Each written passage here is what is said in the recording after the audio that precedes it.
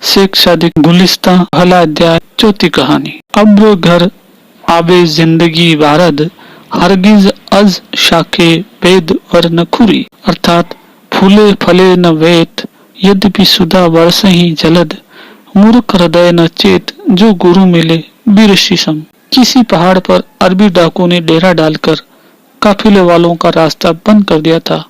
इन लोगों के उत्पात में वहां के बाशिंदों के नाको दम हो गया था। सुल्तान की फौज ने भी इन लोगों से हार मान ली थी, क्योंकि ये लोग पहाड़ की चोटी पर के किले को अपने कब्जे में करके और उसे अपना गढ़ बनाकर उसी में रहा करते थे। बादशाह के मंत्रियों ने आपस में सलाह की कि इस बला को किस तरह टालना चाहिए, क्योंकि अगर ये लोग इसी तरह छोड़ दिए जाएंगे तो कुछ दिन बाद इन्हें दबाना मुश्किल हो जाएगा। ताजा लगा हुआ पेड़ एक आदमी की ताकत में उखड़ जाता है, पर वही जब बढ़ता बढ़ता जड़ पकड़ लेता है तब चरखू लगाने से भी उसकी जड़ नहीं उखड़ती। झरने का मुंह सुई से बंद कर दिया जा सकता है, पर वही जब पूरे चश्मे का रूप धारण कर लेता है तब उसे हाथी भी नहीं रोक सकते। अस्तु उन लोगों ने वहां एक जासूस भेजने का निश्चय किया और उससे कह दिया कि जब डाकू लोग किसी दूसरी जाति पर हमला करने जाएं और उनकी जगह खाली हो जाए तब हमें खबर कर देना। इधर थोड़े से चुने हुए सिपाहियों को पहाड़ की दरी में छिपा रखा।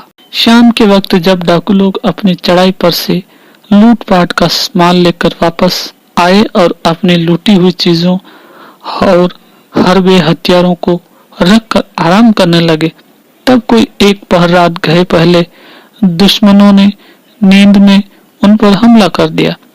इसके बाद कोई आधी रात के समय छिपे हुए सिपाही झाड़ी से निकल पड़े और उन्होंने एक एक करके सब डाकुओं की मुश्कें बांध ली। सवेरा होते ही सबके सब दरबार में लाए गए और बादशाह ने सबके प्राण दंड की आज्ञा दे दी। इन डाकुओं के साथ एक छोटा सा लड़का था। इस बेचारे की जवानी का फल भी अब तक न पका था। इसके गालों पर बसंत ऋतु के आदि में खिलने वाली गुलाब की कली की तरह कोमलता झलक रही थी। एक वजीर ने बादशाह के तख्त का पाया चूमकर और पृथ्वी को प्रणाम करके बादशाह से अर्ज की, महाराज, इस बालक ने अभी तक अपनी जिंदगी के बगीचे का फल भी नहीं चखा और अपने जवानी के मौसम की फसल का सुख भी नहीं भोगा। इसलिए आपकी मशहूर मेहरबानी की वजह से मैं उम्मीद करता हूँ कि आप इस बालक को मृत्यु के मुंह में जाने से बचाकर मुझे एहसानमंद करेंगे। बादशाह बड़े समझदार थे, उन्हें यह बात पसंद न आई। उन्होंने कहा, दूषित जड़ से कभी अच्छा छायादार वृक्ष उत्पन्न नहीं होगा। नालायक को शिक्षा देना गुंबद पर अखरोट फेंकने के बराबर होता है। इससे सबको एकदम निर्मूल कर देना ही बेहतर है, क्योंकि सब आग बुझाकर एक चिंगारी बाकी रहने देना या सांप को मारकर उसके बच्चे को बचा रखना बुद्धिमानों का काम नहीं है। बादल का पानी की जगह अमृत बरसाना मुमकिन हो सकता है, परंतु बेंत की डालियों से कभी फल प्राप्त नहीं हो सकता। कमीने के पीछे अपना समय नष्ट करना अच्छा नहीं, क्योंकि नरकुल में कभी चीनी नहीं निकल सकती। वजीर ने जाहिरा इन बातों को पसंद किया और इस उचित विचार के लिए बादशाह की तारीफ करके कहा, ईश्वर आपको अमर करे। आपने जो कुछ कहा वो बिल्कुल ठीक है।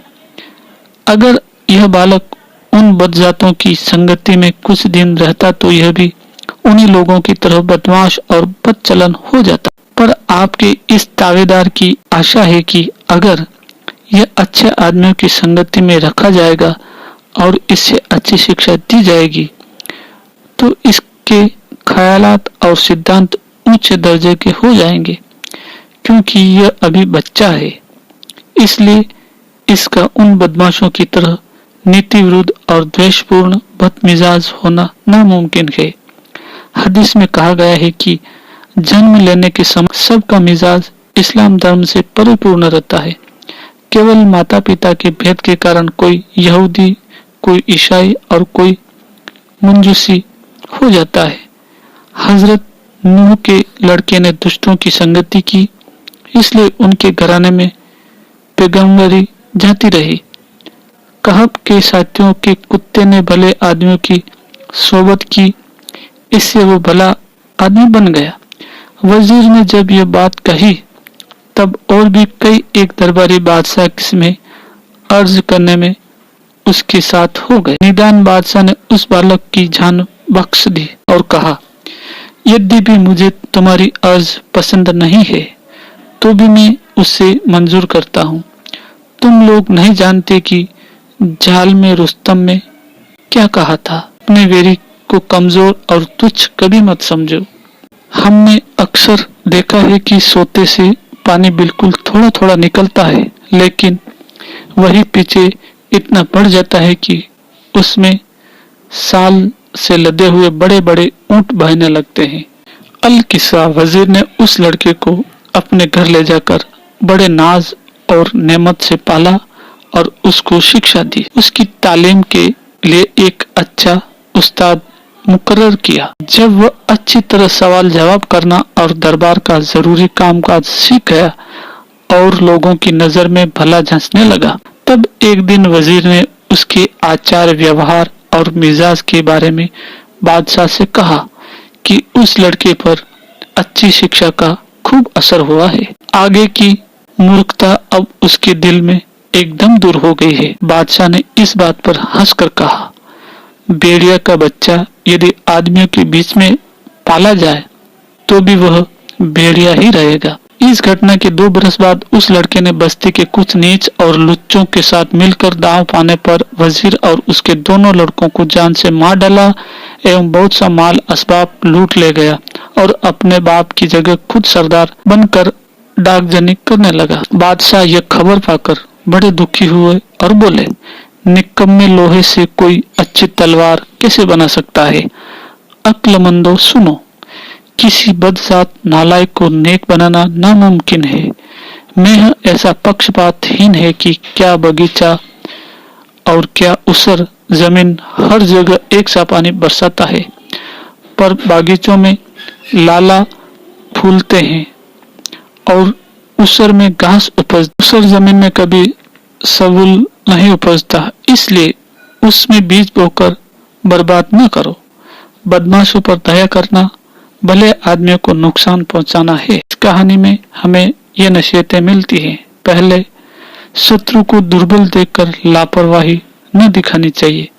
जोर पकड़ लेने पर दुश्मन को परास्त करना बहुत मुश्किल हो जाता है, अतः शत्रु को भूलकर भी बलवान न होने देना चाहिए। दूसरी शिक्षा, जो अयोग्य है, जो नालायक है, जिसकी असलियत खराब है, उसे कैसी ही अच्छी शिक्षा दी जाए, कैसी ही भली सोहबत में रखा जाए, वह हरगिज अच्छा न होगा, अर्थात जैसे का तैसा ही रहेगा।